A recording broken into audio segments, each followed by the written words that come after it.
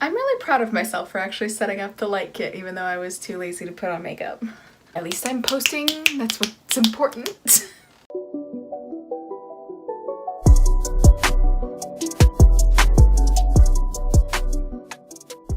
Hey, what's up you guys? It's Lilith. Welcome back to the channel. I actually did good. I actually set up the light kit and everything. This is my new paint. I'm not going to bother to have the sheet up on the wall anymore since I have my nice new paint. You're getting the lazy version of me. I didn't bother to like do anything with my hair. I'm just wearing normal clothes, no cute dress, no makeup, nothing. But at least I'm making a video and that is what is important. Today's video, as you can tell by the title, is all about moon water.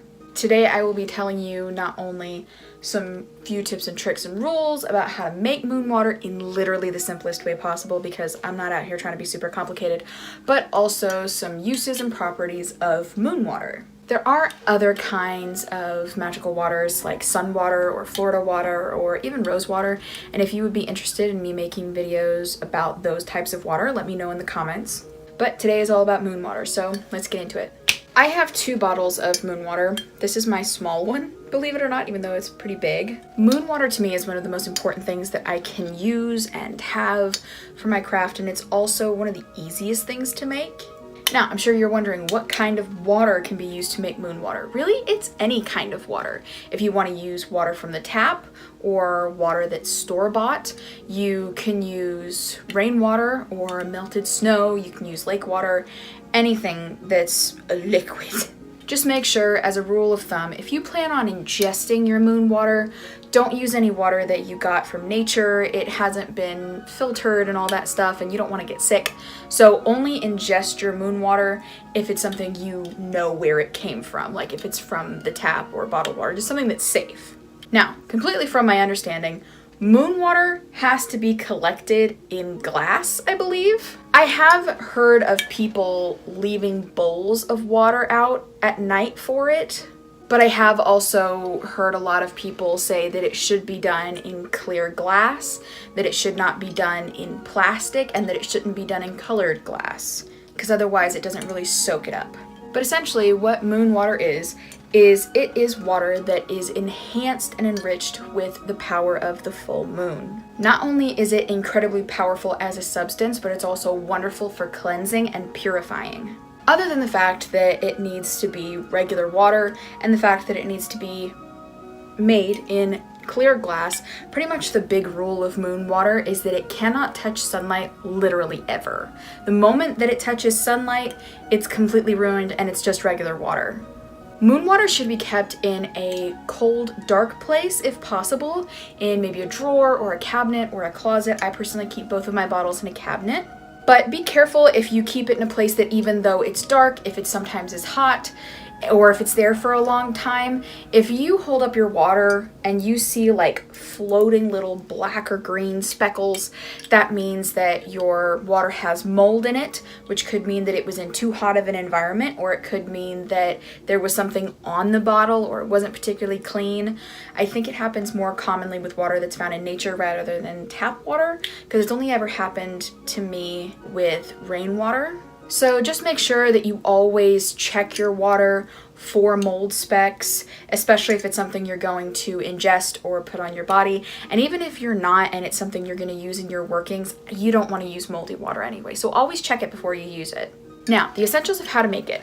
After you have your bottle or even your clear jar that's full of the water, you're going to want to put it somewhere that it's going to be in direct moonlight for as long as possible. Now, this can be done in a windowsill or it can be done actually outside. I prefer to put mine in a chair on the edge of my porch so that it is hit by the moon in different directions for as long as possible. You want to wait until the sun is absolutely gone from the sky and the full moon is out, and leave it out for as long as possible. Now, the thing about this is you will have to slightly mess with your sleep schedule in order to get this, because you want to leave it out for as long as possible. So don't collect it until sometime between 3 and 5 in the morning, depending on when the sun rises where you are. So either you will have to stay up very, very late that night, or if you go to bed at a reasonable time, set an alarm for yourself so you can get up, collect your water, and then go back to bed. I personally am a night owl, so I'm always up sometime between 3 and 5 a.m., so I've always just collected my water naturally. Now, we're going to talk about some things that you can do with your moon water. Number one, first and foremost, if it is safe to drink, you can drink it. You can drink it straight up, or you can put it in tea and drink it. This can help cleanse and purify you, or it kind of has this really nice feeling of you feel charged. It's hard to explain, but it is a really nice feeling when you drink it. Like I said, only consume it if it's safe to consume. The same can also be said if you use it in cooking. Anytime that you boil water or use water in your cooking, you can use moon water to infuse the food with the energy. This is something particularly done by people who work kitchen craft, but it can be done by anybody really. It just depends on how much you have and how much you need to use and what you're making. You can also use moon water for anointing yourself to clear negative energies. It can also be used for cleaning, like if you wanted to put it in mop water and help kind of soak up negative energies in your house and purify the area. You can use moon water in a cleansing spray, which is especially good if you aren't allowed to use sage or incense in your house for any reason. There are different kinds of sprays that you can make. You can do just the super simplified version where it's literally just this in a spray bottle, but there are other versions where you can put certain herbs or salts into the mix as well. It's a to each his own thing. It's also kind of like saying there are some people that when they make their water, they put certain crystals that are water safe, that have certain properties they want to imbue the water with into the water when it's making, but I prefer to just put the water itself out. You can put it in a diffuser if you have a diffuser. This can also be used to charge and cleanse crystals, but before you ever get anywhere near water, you have to do your research and make sure that whatever crystal or crystals or stones of any kind that you are wanting to cleanse or put into the water at all is water safe, because some, like selenite, will just flat out dissolve. So make sure that whatever you are putting in the water or putting the water on is water safe and will not get destroyed. This can also be given as an offering or used to consecrate and cleanse your tools. Can generally be used for healings and blessings.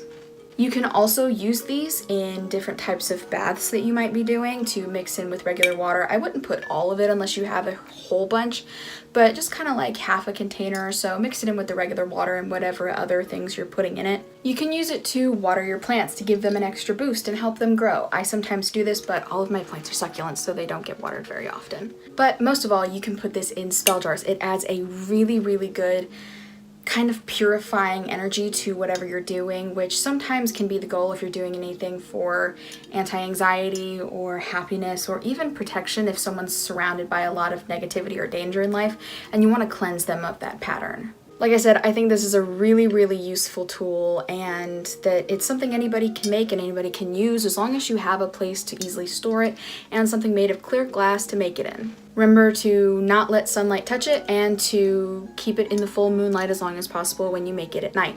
Make sure to do any research about any sort of stones or crystals you would want to add to it before you ever touch it.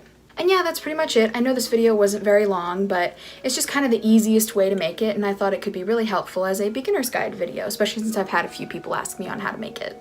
If you would like me to make a follow-up video all about sun water, which I do have and do know how to make and can make a similar version to this video, please let me know down in the comments below.